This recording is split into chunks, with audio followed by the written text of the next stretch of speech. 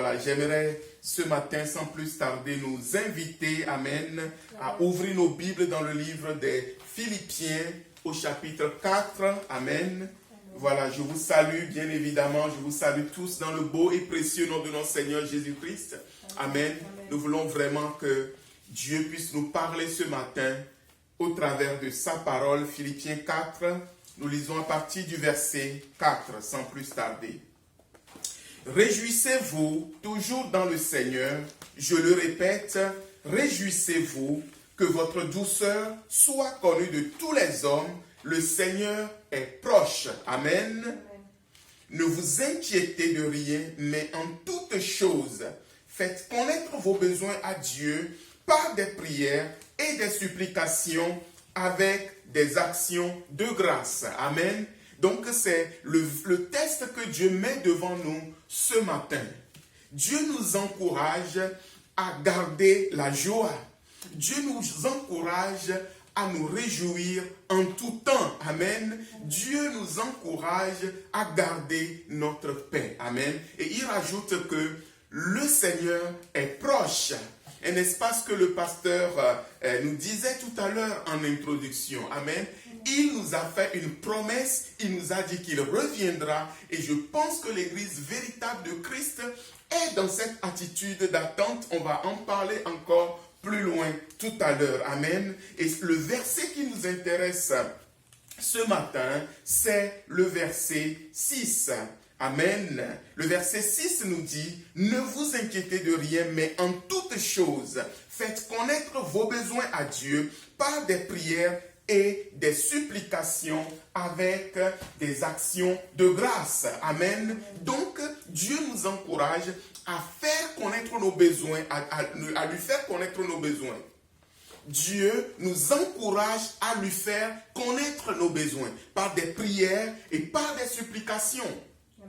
Et notre interrogation ce matin, c'est pourquoi ce Dieu qui connaît tous nos besoins. Amen. La Bible nous dit dans Matthieu 6 au verset 8 que Dieu connaît nos besoins.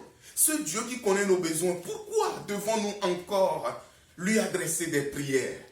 Pourquoi devons-nous encore lui adresser des supplications? Amen. N'est-ce pas lui qui nous a dit dans Matthieu 6 au verset 8, il dit, avant même que nous ne prions, avant même que nous ne demandions quoi que ce soit au Père, le Père sait déjà de quoi nous avons besoin. Amen. Alors pourquoi devons-nous encore prier?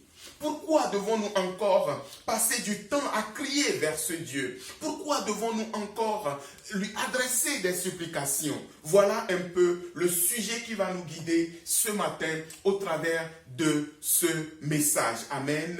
Le premier point, bien-aimé, sur lequel j'aimerais que nous puissions nous attarder. Donc, le premier point, c'est que comme des enfants bien-aimés, Dieu veut nous apprendre à dépendre de lui. Amen. Donc c'est un court enseignement qui va être décliné en 4 points rapidement. Pourquoi devons-nous adresser des prières à notre Père Céleste? Dieu veut que, comme des enfants bien-aimés, nous puissions apprendre à dépendre de lui. Amen. Est-ce que tu dépends de Dieu? Dépends-tu de Dieu ou tu dépends de toi-même? Amen.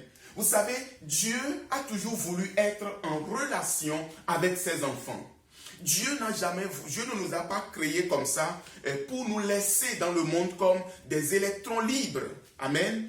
Et on parle de la providence divine qui stipule que même les forces naturelles, c'est-à-dire les forces de la nature, les lois de la nature, je prends l'exemple de la pesanteur par exemple, toutes les lois de la nature sont soutenues par la main puissante de Dieu. Amen. Donc, notre aller-retour, bien sûr, nous pouvons penser que c'est nous-mêmes qui marchons, c'est moi-même qui parle, c'est moi-même qui, je ne sais pas, arrive à courir. Les mouvements du vent, les mouvements de l'eau, le fait que la mer soit maintenue là où elle est et qu'elle ne se déverse pas sur toute l'étendue de la terre. Vous voyez, tout ça, c'est les lois divines, les lois naturelles qui ne peuvent fonctionner que si Dieu les soutient. Amen. Amen. Vous savez, il y a vraiment une discussion forte au niveau de la science. Les scientifiques, il y a deux catégories de scientifiques. Il y a une catégorie de scientifiques qui pensent que l'homme n'est que matière, tout ce qui existe n'est que matière. C'est-à-dire que l'immatériel n'existe pas. Donc, Dieu n'existe pas. Et cette catégorie de scientifiques, eux, ils pensent que tout ce qu'ils peuvent accomplir viennent uniquement des hommes. C'est-à-dire que juste par l'intelligence humaine, ils peuvent transformer le monde, ils peuvent faire tout ce qu'ils veulent. Ils n'ont pas besoin de Dieu et c'est leur imagination. Et vous avez de l'autre côté une autre catégorie de scientifiques qui croient que les lois qui gouvernent le monde, c'est-à-dire les lois naturelles, sont soutenues par la main de Dieu. Amen. Et ces scientifiques, rendent gloire à Dieu. Et ils reconnaissent que sans la main de Dieu, aucune entreprise scientifique n'est possible. C'est-à-dire que même les scientifiques athées, tous les travaux qu'ils font, il faut savoir qu'il y a beaucoup de découvertes qui sont faites par des scientifiques juifs, chrétiens, athées, croyants, incroyants, par tout type de scientifiques. Mais c'est Dieu dans sa providence, c'est Dieu dans sa grâce qui permet que les êtres humains puissent faire toutes ces découvertes. Amen. Mais l'erreur que beaucoup commettent, c'est que ils pensent que c'est par leur propre force, c'est par leur propre intelligence qu'ils arrivent à faire toutes ces découvertes. Amen. Vous avez vu récemment Thomas Pasquier et d'autres astronautes américains et japonais qui sont partis là-bas dans l'espace. Amen. On parlera de ces choses une autre fois parce que c'est des choses qui m'intéressent beaucoup. Ils sont partis, pour nous, ils sont partis très très loin, n'est-ce pas? Mais ils ne sont pas partis loin en fait, ils sont partis juste, c'est comme, ils ont fait quelques mètres quoi, dans l'univers, voilà. L'homme a fait juste quelques mètres dans l'univers, amen. Même aller sur la lune, c'est juste quelques kilomètres dans l'univers. Parce que quand vous voyez l'étendue de l'univers, quand vous voyez la profondeur de l'univers, quand vous voyez la distance entre la Terre et la lune, et vous prenez la distance entre les 9 autres planètes et toutes les autres galaxies, bien aimés, c'est infiniment loin. Infiniment loin, alléluia. C'est juste pour dire que toute notre science, toute notre intelligence, toute notre capacité, tout ce que nous pouvons penser, accomplir aujourd'hui en tant qu'être humain, c'est juste par la grâce de Dieu. Et nous qui sommes chrétiens, nous devons fortement garder à l'esprit que nous dépendons de Dieu. Il tient le monde entre ses mains. Il tient nos vies entre ses mains. Et parce que nous dépendons de lui, il veut que nous puissions lui adresser des prières, alléluia, pour pouvoir lui demander tout ce dont nous avons besoin. Est-ce que c'est clair? Amen. La Bible dit dans Matthieu 7, à partir du verset 7, Matthieu 7, 7, il dit, demandez et il vous sera accordé. Cherchez et vous trouverez. Frappez et l'on vous ouvrira. Et le verset 8 dit, car celui qui demande, il reçoit. Amen. Donc Dieu veut que nous puissions lui demander, bien qu'il sait de quoi nous avons besoin. Amen. C'est très très très important. Je ne vais pas trop m'étendre sur ce premier point. Donc développons cette attitude de dépendance à Dieu. Quand Jésus a appris, je vais m'arrêter sur ce premier point avec ce texte. Quand Jésus a appris aux disciples, les disciples ont demandé au Seigneur, apprends-nous à prier. Amen. Jésus leur a dit, donc quand vous priez, dites, notre Père qui es aux cieux, que ton nom soit sanctifié. Et plus loin, il dira, donne-nous aujourd'hui notre pain quotidien. Donne-nous aujourd'hui notre pain quotidien. Ça veut dire que même si ton frigo est rempli de nourriture, mon frère, ma soeur, il faut que tu apprennes à dire à Dieu, donne-moi mon pain quotidien. Il faut que nous puissions apprendre à dire au Seigneur, oui Seigneur, je dépends de toi. Amen. Donne-moi ce dont j'ai besoin tous les jours. Alléluia. Alors le deuxième point, pourquoi devons-nous adresser des prières à Dieu? Pourquoi devons-nous adresser des supplications à Dieu? Le deuxième point, c'est que Dieu veut exercer nos mains au combat. Dieu veut exercer nos mains au combat. Je bénis Dieu. Nous avons passé, je crois, plusieurs semaines sur le bon combat, ce qu'est le bon combat, ce qu'est le mauvais combat. Ce n'est pas le sujet ce matin, amen. Mais Dieu veut que nous puissions exercer nos mains au combat. Et puisque nous comprenons ce que c'est que le bon combat, j'imagine qu'il n'y aura pas de confusion dans notre esprit. Amen. Dieu est celui qui exerce nos mains au combat. Je ne sais pas si vous avez déjà vu des lions avec des lionceaux tout petits, vous voyez. Les lions, qu'est-ce qu'ils font? Amen. Ils apprennent aux lionceaux comment se battre. Amen. Ils apprennent, la lionne souvent apprend aux lionceaux comment se défendre, comment aller chercher sa proie, comment lutter, comment échapper aussi aux prédateurs. Parce que quand les lionceaux sont petits, eux aussi sont vulnérables. Amen. Et je vous ai souvent dit que nous ne sommes ni des lions, ni des aigles. Entre parenthèses. Mais comparaison n'est pas raison. J'espère que vous me suivez ce matin. Amen. Mais ce que je veux dire par là, c'est que Dieu, au travers de la prière, veut nous apprendre à lutter. Dieu, au travers de notre vie de prière, veut nous apprendre à combattre. Amen. La seule différence, c'est que dans ce combat, ce n'est pas nous qui combattons, c'est l'Éternel qui combat pour nous. Alléluia. N'est-ce pas merveilleux? Amen. Alors on va prendre nos Bibles rapidement. Nous allons prendre Exode chapitre 17. Exode 17, on va lire quelques versets rapidement pour soutenir ce deuxième point. Exode 17. Alors nous prenons à partir du verset 8. Amen. Exode 17 à partir du verset 8. Amalek vint combattre Israël à Réphidim. Alors Moïse dit à Josué, choisis-nous des hommes, sors et combat Amalek. Demain, je me tiendrai sur le sommet de la colline, la verge de Dieu dans ma main. Josué fit ce que lui avait dit Moïse pour combattre Amalek. Et Moïse, Aaron et eux montèrent au sommet de la colline. Regardez bien verset 11, lorsque Moïse avait sa main, lorsque Moïse élevait sa main, Israël était le plus fort. Et lorsqu'il baissait sa main, Amalek était le plus fort. Et c'est là toute la subtilité de la vie spirituelle, bien-aimés. Lorsque Moïse avait les mains levées, Israël était le plus fort. Amen. Mais lorsque Moïse avait les mains baissées, alors Amalek était le plus fort. Qu'est-ce que cela veut dire? Et quand vous examinez bien ce texte, vous verrez que Josué, avec les hommes de guerre, ils sont sur le front de guerre. Donc, il y a une catégorie de personnes qui sont en train de combattre réellement, physiquement.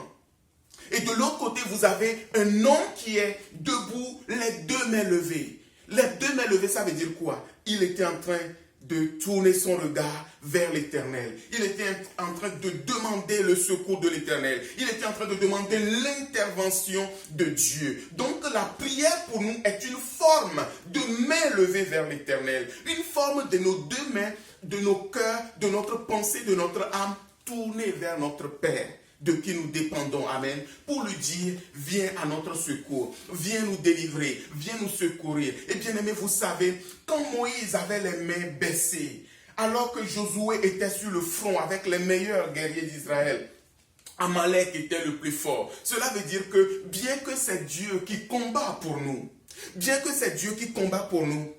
nous avons quelque chose à faire. Amen. Nous avons notre part à faire. Et cette part, bien-aimé, c'est vraiment de tendre nos mains vers lui dans un état de prière. Amen. Et bien-aimé, nous devons avoir vraiment conscience que nous ne sommes pas dans un monde, comment dirais-je, c'est pas le monde de Blanche-Neige ou compagnie. Non, nous sommes dans un monde difficile.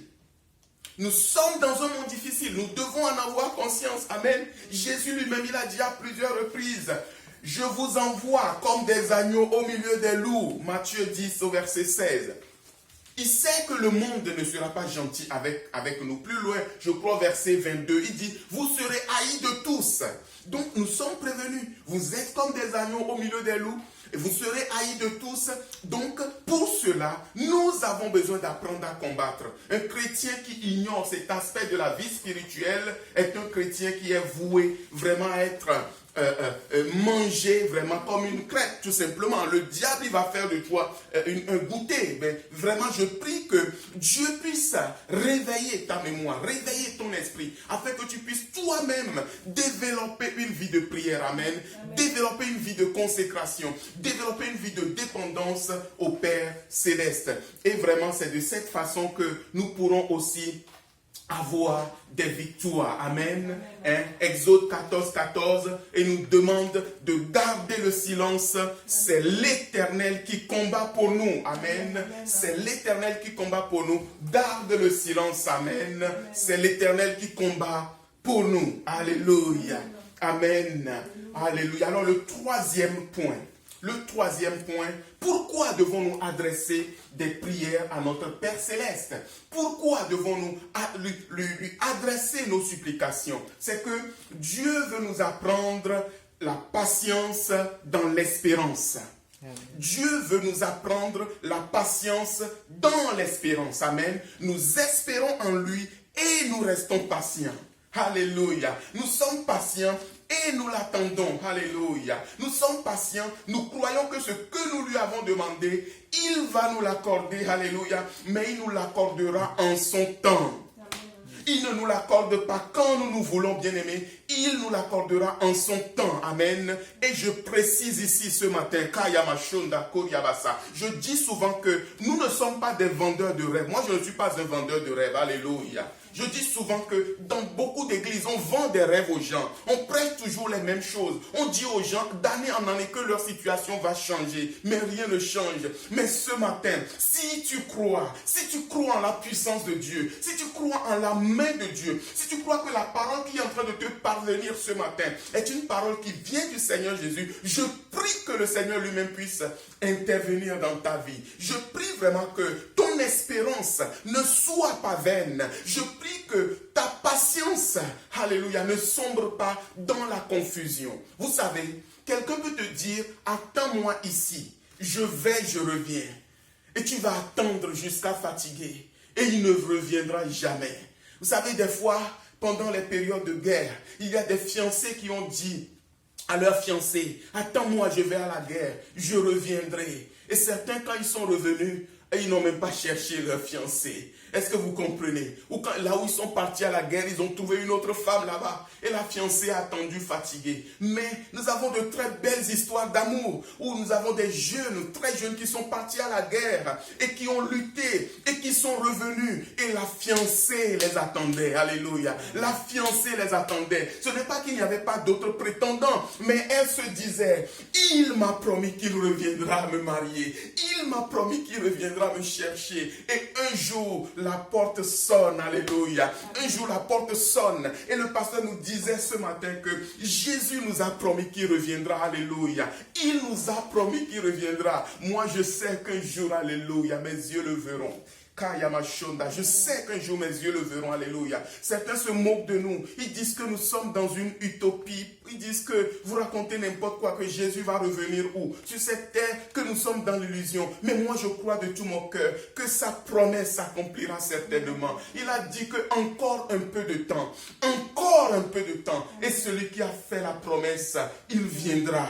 Il viendra et il ne tardera pas. Amen. Donc la prière nous pousse à développer un état d'esprit de patience et d'espérance. Amen. Quand vous lisez 1 Corinthiens 13, vous voyez là tous les attributs de l'amour. Qu'est-ce que l'amour? Qu'est-ce que la charité? Et vous verrez que beaucoup de choses sont dites dans 1 Corinthiens 13, au point de dire que même si nous avons la foi, jusqu'à transporter des montagnes, si nous n'avons pas l'amour, nous ne sommes rien. C'est pourquoi tout le temps je vous encourage ici dans cette église, amen. Oui, chercher une vie spirituelle. Oui, développer une vie spirituelle. Mais premièrement, développer le caractère d'un enfant de Dieu. Et le premier caractère d'un enfant de Dieu, c'est l'amour. C'est l'amour. Ne l'oubliez jamais. Je vous le dirai autant que possible. Si je peux vous le dire tous les dimanches, bien aimé, développez un caractère d'amour. Développez un cœur d'amour. Parce que Dieu est amour. Et celui qui demeure dans l'amour demeure en Dieu. Si tu ne demeures pas dans l'amour, mon frère, ma soeur, tous vos cinémas que vous faites là, vous vous trompez vous-même. Vous vous trompez vous-même. Dieu est amour. Là où on doit trouver le niveau le plus élevé de l'amour, de pouvoir supporter, de pouvoir pardonner, de pouvoir, aimer, c'est dans l'église, ce n'est pas dans le monde. Et nous devons revenir à ces fondamentaux. Amen. Et vous verrez que Dieu nous bénira puissamment. Alléluia. Alors, sur ce troisième point, Romains 8, verset 25. Romains 8, 25 nous dit, « Or, si nous espérons ce que nous ne voyons pas, nous l'attendons avec espérance. » Amen. Si nous espérons ce que nous ne voyons pas, nous l'attendons avec espérance. Amen. Nous avons demandé des choses à Dieu. Ce que tu demandes à Dieu, tu ne le vois pas. Mais tu dois l'attendre avec espérance. Amen. Et je vous parlais de 1 Corinthiens 13, n'est-ce pas? Le verset 13, qu'est-ce qu'il nous dit? Il nous dit, 3 choses demeurent. Alléluia. 1 Corinthiens 13, 13. Il dit, 3 choses demeurent. Maintenant, je vais l'ouvrir dans ma Bible. Maintenant donc, ces 3 choses demeurent. La foi, l'espérance et l'amour. Mais la plus grande de ces choses, c'est l'amour. Amen. Alléluia. La foi, l'espérance et la charité. La charité, c'est l'amour. Amen. Mais la plus grande de ces choses, c'est l'amour. Amen. Mais le point qui nous intéresse ce matin, c'est que nous ne pouvons pas parler d'une foi efficace s'il n'y a pas l'amour. Et nous ne pouvons pas parler d'un amour authentique s'il n'y a pas d'espérance. Nous ne pouvons pas parler d'une foi authentique en dehors de l'amour. Comment peux-tu manifester la foi en Dieu si tu ne l'aimes pas? Ta foi serait une foi intéressée. Est-ce que vous me suivez ce matin? Je reprends. Ta foi en Dieu doit être basée sur l'amour. Ta foi en Dieu doit avoir pour fondement l'amour. Parce que si tu n'aimes pas Dieu, ta foi en fait, est une foi intéressée. Je vous donne un exemple. J'aime bien donner des exemples, n'est-ce pas? Vous voyez, quelqu'un qui vient à toi juste par intérêt. Donne-moi. J'ai besoin de...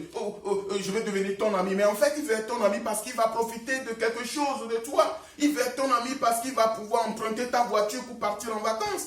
Il veut devenir ton ami parce que quand il aura besoin d'argent, il va venir te demander, tu vas l'aider. Pour différentes raisons. Il veut devenir ton ami parce qu'il sait que tu vas le présenter à telle personne. Donc, ça c'est un amour intéressé. Est-ce que vous me suivez? Et Dieu ne veut pas que notre amour pour lui, amen, soit un amour intéressé. Maintenant, suivez-moi bien. Aujourd'hui, vous pouvez avoir une catégorie de chrétiens qui ont en apparence la foi. Apparemment la foi. Et ils vont le manifester dans leur prière. Seigneur, donne-moi. Seigneur, je crois. Seigneur, tu vas faire. Mais en fait, cette foi n'est pas basée sur l'amour. Amen. C'est pourquoi Jésus disait aux disciples, amen, alléluia. Dans Matthieu, il dit, lorsque vous priez, avant même que vous ne priez, croyez, sachez que le Père sait de quoi vous avez besoin. Amen. Parce que le Père vous aime. Amen. Donc, notre foi doit être basée sur l'amour. Et cet amour, pour savoir que cet amour est authentique, c'est le temps. C'est l'épreuve du temps qui va révéler que ton amour pour Dieu est authentique. L'épreuve du temps doit démontrer que ton amour pour Dieu est authentique. Et plus le temps va passer, tu dois demeurer dans l'espérance. Plus le temps passe, tu dois demeurer dans l'espérance. Je répète, mon frère, ma soeur, plus le temps passe pour ce que tu as demandé à Dieu, plus tu dois demeurer dans l'espérance, dans la patience. Et ce matin, Dieu m'a envoyé dire à quelqu'un, continue d'espérer en l'Éternel. Continue dans ta patience. Ne maudis pas Dieu, ne te décourage pas. Arrête de te plaindre. Continue de louer ton Dieu. Alléluia. Soyez toujours joyeux. Soyez toujours joyeux. Alléluia. Soyez toujours joyeux. Soyez toujours joyeux. Ça veut dire que nous devons garder notre paix, garder notre joie malgré les circonstances. Je vais aller rapidement. Amen. Le 4e point pour lequel Dieu veut que nous puissions lui adresser des prières, c'est que Dieu veut nous apprendre la gratitude et la reconnaissance. Je rigolais cette nuit parce que quand je suis arrivé sur ce point, je dis des choses et voilà, je dis des choses et puis ça a des effets incroyables et extraordinaires. Le 4e point pour lequel Dieu veut que tu pries, mon frère, ma soeur, Dieu veut t'apprendre la reconnaissance et la gratitude. Es-tu quelqu'un de reconnaissant? Es-tu quelqu'un qui dit merci, tout simplement? Es-tu quelqu'un de reconnaissant ou tu es quelqu'un, voilà, quand on te donne quelque chose, tu prends et puis tu t'en vas, quoi. Hein? Vous voyez, nous aimons bien apprendre à nos enfants quand ils sont petits quand on leur donne quelque chose, hein, les tout petits, quand ils oublient de dire merci, on leur dit, alors, t'as pas oublié quelque chose? Et l'enfant, tout de suite, l'enfant dit merci. L'enfant dit merci, bien-aimé. N'oubliez pas de dire merci à Dieu. Apprenez à dire merci à Dieu. Dieu veut que nous puissions lui adresser des prières afin que nous puissions apprendre la gratitude et la reconnaissance. Et rapidement, tournons dans Deutéronome 8. Amen. Je vous promets que c'est le dernier test que nous allons lire ce matin. Amen. C'est une promesse comme ça. Je vais pouvoir m'arrêter. Deutéronome 8. Merci Saint-Esprit. Deutéronome chapitre 8. Alors nous allons prendre à partir du verset 10. Écoutez bien. Deutéronome 8 à partir du verset 10. Lorsque tu mangeras et que tu te rassasieras, qu'est-ce que tu feras? Tu béniras l'Éternel ton Dieu pour le bon pays qu'il t'a donné. Garde-toi d'oublier l'Éternel ton Dieu au point de ne point observer ses commandements, ses ordonnances et ses lois que je te prescris aujourd'hui lorsque tu mangeras et te rassasieras, lorsque tu bâtiras et habiteras de belles maisons. Alléluia. Ça, c'est le plan de Dieu pour nous. Amen. Je saute, je vais jusqu'au verset 17. Regardez avec moi le verset 17 de Deutéronome 8. La Bible dit, garde-toi de dire en ton cœur, ma force et la puissance de ma main m'ont acquis ces choses. Souviens-toi de l'Éternel, ton Dieu, car c'est lui qui te donnera de la force pour les acquérir, afin de confirmer comme il le fait aujourd'hui son alliance qu'il a jurée à tes pères. Verset 19. Si tu oublies l'Éternel, ton Dieu, et tu ailles auprès d'autres dieux, si tu les sers et te prosternes devant eux, je vous déclare formellement aujourd'hui que vous périrez. Est-ce que vous me suivez? Mais ce n'est pas cet aspect qui m'intéresse ce matin. Vous voyez que Dieu nous promet qu'il va nous bénir. Dieu te promet qu'il va te bénir au point que tu mangeras les meilleurs fruits de ton pays. Tu mangeras les meilleurs fruits de ta terre. Il dit que tu bâtiras, lorsque vous bâtirez de belles maisons, vous habiterez de belles maisons. Il y a des gens, ils ont des problèmes avec tout ce qui est beau. Oh, que Dieu nous délivre, bien-aimés. La pauvreté, c'est vraiment quelque chose d'affreux, bien-aimé. Le plan de Dieu pour toi, c'est que tu sois bien là où tu es. Amen. C'est que tu sois bien là où tu es. J'avais déjà parlé sur ces choses. Ça ne veut pas simplement dire que, ça ne veut pas dire que nous tous, nous allons aller habiter des villas somptueuses. Non, non, non, non, non, non, non. Non, non, non, non, non. Non, non, non, non, non, non, non, non. Ça, c'est des histoires. Amen. Ça ne veut pas dire que nous allons tous avoir beaucoup, beaucoup d'argent. Non, non, non, non, non. Mais la Bible dit que la bénédiction de l'Éternel, c'est celle qui enrichit. Et elle n'est suivie d'aucun chagrin. Chacun de nous, à son niveau, Dieu peut le bénir. Et je vous ai dit dans cette église, moi j'ai vu des gens dans le cadre de mon travail qui n'ont que le SMIC, mais qui ont réglé leur vie dans un esprit de contentement. Je peux vous assurer qu'ils sont très, très, très bien. Je ne dis pas que le SMIC, c'est ce qu'il faut toucher, c'est ce dont il faut rêver. Mais comprenez mon propos, c'est que Dieu donne à chacun selon ses besoins. Amen.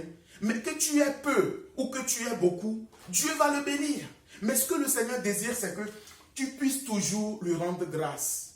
Tu puisses toujours lui dire merci. N'oublions pas que tout ce que nous avons nous vient de lui. Amen. Le fait de pouvoir prier pour demander à Dieu. Et nous savons combien nous pleurons parfois devant Dieu. Pour lui réclamer, pour lui demander, pour dire Seigneur, agis Seigneur, interviens Seigneur, manifeste-toi. Une fois que Dieu nous donne ce que nous lui avons demandé, bien-aimés, n'oublions pas de le remercier. N'oublions pas de lui témoigner notre gratitude. Amen. N'oublions pas de lui témoigner notre reconnaissance. Alors, quelle est la meilleure façon pour nous de témoigner notre gratitude à Dieu? Quelle est notre meilleure façon? Est-ce qu'il suffit juste de dire merci Seigneur? Oh, merci Seigneur. Non, non, non, non, non, ce n'est pas suffisant. Ce n'est pas suffisant. Amen. La meilleure façon de dire merci à Dieu, c'est ce que nous venons de lire tout à l'heure dans Deutéronome 8. Il dit, il faut que tu demeures, tu gardes mes commandements. Amen. Et que tu n'ailles pas vers d'autres dieux. Et que tu ne dises pas dans ton cœur que c'est par ma propre force que j'ai obtenu ceci ou cela. La meilleure manière de rendre gloire à Dieu, c'est de garder d'abord son cœur pour dire, ce que j'ai obtenu ne vient pas de moi. Ce n'est pas par ma force, ce n'est pas par ma sagesse que j'ai obtenu ceci ou cela, mais cela me vient de Dieu. La deuxième manière de lui témoigner notre gratitude, c'est de demeurer dans sa parole et de ne pas nous écarter de ses voies. Amen. C'est de lui obéir. Alléluia. C'est de rester avec lui. C'est de rester avec lui, de ne pas nous échapper pour nous éloigner. Amen. Mais de rester constamment avec lui. Et de cette manière, bien-aimés, nous lui montrons que nous sommes reconnaissants. Amen. Et que nous n'oublions pas ce qu'il a fait pour nous. Alléluia. Je n'oublierai pas. Je n'oublierai pas. Je n'oublierai pas l'œuvre de tes mains. Je raconterai et je dirai que grande est ta fidélité. Nous ne devons pas oublier les bienfaits de l'Éternel dans nos vies. Nous devons compter ses bienfaits. Alléluia. Compte les bienfaits de Dieu. Mets-les tous devant tes yeux. Tu verras en adorant combien ses œuvres sont grandes. Amen. Nous devons apprendre, bien-aimés, à compter les bienfaits de l'Éternel. Et ce matin, vraiment, voilà, c'est quelques points comme ça pour nous encourager dans notre vie de foi, dans notre vie de prière. Amen. Des fois, nous demandons des choses et nous attendons, la chose n'arrive pas. Nous sommes découragés. Le diable vient dire, mais tu vas encore continuer à prier comme la femme de Job lui a dit, mais maudit Dieu et meurt. Non, non, non, non, non. Tu ne maudiras pas Dieu et tu ne mourras pas. Amen. Tu ne maudiras pas Dieu, tu ne mourras pas. Amen. Et qu'est-ce que nous avons dit? Le premier point, c'était quoi? Amen. Dieu veut que nous puissions développer une relation, amen, de père et de fils avec lui, que nous puissions apprendre à dépendre de lui. Le deuxième point, nous avons dit que Dieu veut exercer nos mains au combat, n'est-ce pas? Et le troisième point, nous avons dit que Dieu veut nous apprendre la patience dans l'espérance. Et le quatrième point, que nous soyons un peuple reconnaissant, un peuple qui rend grâce, un peuple qui sait témoigner de la gratitude. Amen. Alors je vais terminer mon message. Amen. J'aime bien parce que dans cette église, nous sommes à l'écoute de tout ce qui est dit. Vous avez vu, la dernière fois, le pasteur René nous a enseigné sur deux personnages. Dans Luc 2, à partir du verset 25, à partir du verset 25, il est parlé de Siméon. Je crois à partir du verset 36, il est parlé de Anne. Et ces deux personnes, écoutez-moi bien, étaient des personnes de prière. C'était deux hommes, une femme et un homme, deux personnes qui demeuraient dans la prière, qui persévéraient dans la prière. Écoutez-moi bien ce matin.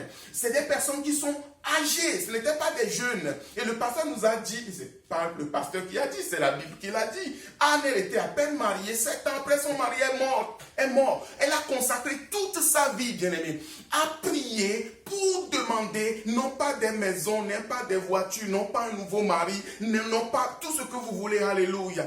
Elle priait simplement pour que le Messie, le Sauveur d'Israël, puisse arriver. Waouh! Waouh! Elle priait seulement, bien aimé. Je vous dis, priez, priez, priez pour nous. Alléluia. Priez pour nous. Nous avons de beaux projets pour le corps de Christ. Alléluia. Moi, je peux vous dire, nous avons des projets extraordinaires pour le corps de Christ. Alléluia. Dans les années à venir, si Dieu le permet, nous allons créer un mouvement puissant. Un mouvement puissant, international. Je n'en dis pas plus. Ces deux personnes, ils ne priaient que pour la venue du Messie. Oh, Dieu d'Israël, tu nous as promis un sauveur. Envoie-le. Nous l'attendons. Nous attendons le Messie. Au point qu'on a présenté un petit bébé au temple. Voum, Dieu leur a ouvert les yeux. Voum, Dieu leur a ouvert les yeux. Et ils ont discerné que ce bébé, c'est lui le sauveur d'Israël. Amen. Ce bébé, c'est lui le sauveur d'Israël. Bien aimé, nous aussi, développons cet état d'esprit. Développons cet état d'esprit de prière. Alléluia. Ne prions pas seulement pour ce dont nous avons besoin. C'est bien, nous avons des besoins. Moi aussi, j'en ai, je vous assure. Mais bien aimé, n'oublions pas l'essentiel. Alléluia. Christ nous a promis qu'il reviendra. Alléluia. Nous devons garder ça dans notre cœur, dans notre pensée et il doit occuper une place centrale dans notre vie de prière. Il doit occuper une place centrale dans l'église. L'église doit savoir dire Maranatha, alléluia. L'église doit savoir dire Maranatha, alléluia. Oh, viens Seigneur, viens. Viens Seigneur Jésus. Nous t'attendons, alléluia. Que vraiment Dieu puisse ce matin ranimer ta vie de prière, amen. Ranimer ta vie de prière, alléluia. On a chanté ce chant tout à l'heure. Viens ranimer le feu que tu as mis en moi, alléluia. Que vraiment Dieu puisse nous aider à demeurer fermes. Et ceux qui sont dans des besoins, qui sont dans des situations, ce matin, je prie pour vous au nom de Jésus, alléluia. Je prie au nom puissant de Jésus que la main de Dieu arrive dans vos maisons respectives et que vous voyez la grâce de Dieu se manifester dans vos vies. Que Dieu vous bénisse abondamment. Au nom de Jésus. Amen.